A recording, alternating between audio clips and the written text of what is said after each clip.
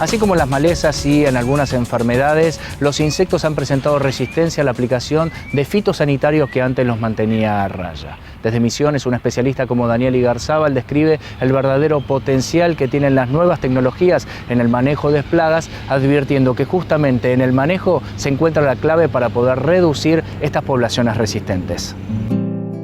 En el norte argentino, puntualmente en el NOA, la presión de insectos sin control es una amenaza seria para el potencial productivo de los cultivos. Daniel Igarzábal puntualiza los problemas de plagas en la región y destaca los efectos del picudo.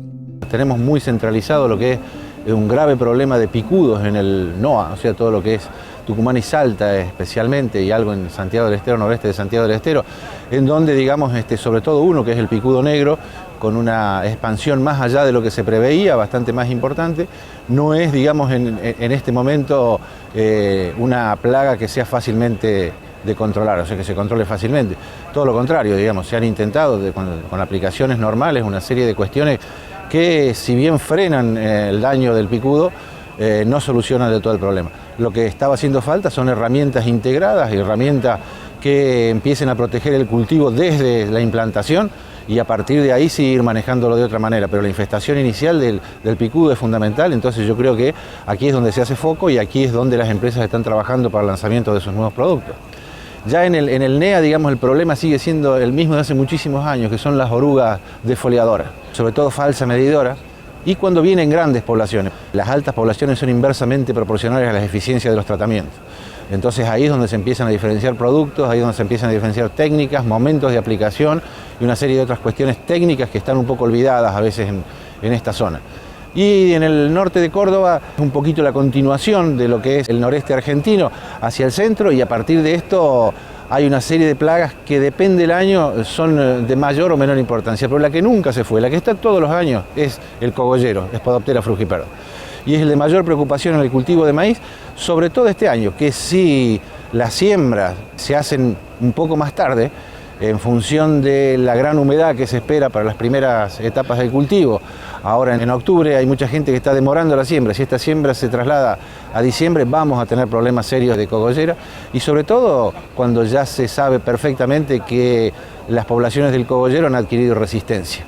Y cuando han adquirido resistencia genética a los materiales genéticamente modificados, el manejo es de otra forma. Entonces hay que pelearle no solo a la cogollera, sino a la resistencia. Y esas dos cosas juntas, ese cóctel, realmente si no están preparados los técnicos, no lo van a poder hacer y vamos a perder en muy poco tiempo una tecnología que es realmente exitosa. Se hace bien si no se cometen los errores que hemos cometido de no hacer refugios, ¿no? Y algunas otras en las cuales a veces se les echa la culpa a los productores o incluso a las mismas empresas de semillas, pero en donde a mí no me cabe ninguna duda que es el Estado el primero que debiera haber protegido a esta tecnología y haber regulado este tipo de tecnología, y ahora no estaríamos en las situaciones que estamos con cogolleras resistentes. Cuando hablamos de resistencia, ¿esto lo aplicamos solamente a la plaga o también al cultivo? Tenemos que hablar de dos cosas. Uno es la resistencia de insectos a insecticidas y la otra es la resistencia de plantas genéticamente modificadas a poblaciones del gusano cogollero. Para que todo el mundo lo entienda, el quiebre de la resistencia, aunque no sea exacto el término, de las poblaciones del cogollero hacia lo que eran los maíces que antes lo toleraban perfectamente. Antes los maíces estos genéticamente modificados no tenían problemas con cogollero y hoy son susceptibles al cogollero. Quiere decir que la plaga adquirió resistencia. Entonces lo que hay que manejar es la plaga resistente. Y la plaga resistente, para poder manejarla, digamos, hay que empezar a manejar insecticidas para evitar que a los insecticidas le pase lo mismo que a las plantas genéticamente modificadas y no tenga resistencia. De todas maneras, ya tenemos antecedentes de mayor tolerancia de insectos a insecticidas como piretroides, por ejemplo. Las mismas dosis de piretroides que funcionaban bien en los años 80, hoy deben duplicarse en piretroides para tener el mismo resultado. Entonces, si bien no hay estudios serios que digan hay resistencia, la resistencia se va instalando poco a poco. Es un mecanismo que tiene millones de años sobre el planeta en cuanto a la supervivencia de los insectos, entonces no se van a asustar con un poquito de insecticida o con una planta genéticamente modificada. Igarzábal advierte los riesgos que se corren al promover con un manejo desacertado el desarrollo de poblaciones de insectos resistentes. Podemos tener el mejor de los productos, pero si usamos siempre el mismo producto, en muy poco tiempo va a dejar de estar en el mercado porque los insectos se van a hacer resistentes a él. Entonces son las mismas empresas las que deben cuidar esta tecnología. A veces vender y vender y vender un año y vender 2 años y después al tercer y cuarto año quedarse sin vender porque ya no tiene la misma eficiencia, es una cuestión que debe pensarse muy bien. Para eso existen 2 cuestiones. Una que es alternemos drogas, alternemos productos. Y la otra es, ¿se puede aplicar 2 veces el mismo producto? Sí, siempre y cuando respetemos las ventanas en las cuales hay que aplicarse, que es decir, no en la misma generación, o sea, hay que dejar pasar un periodo, si aplicamos otro, mejor. Pero si es el único que compramos por alguna oferta en pre-campaña, hay que respetar muy bien las ventanas de seguridad antes de aplicarlo de nuevo. Daniel, ¿y cómo aplicar el conocimiento para poder llegar a combatir las resistencias en insectos que se presentan crecientemente en los últimos años? Hay en este momento intentos importantes por parte de las empresas privadas de reunirse para esto en una comisión que se refiere a lo que es resistencia, como es el IRAC a nivel mundial, y ya se está empezando a trabajar en esto, por suerte, hoy en Argentina, para ponerse de acuerdo entre las empresas, tanto de semillas como las de insecticidas.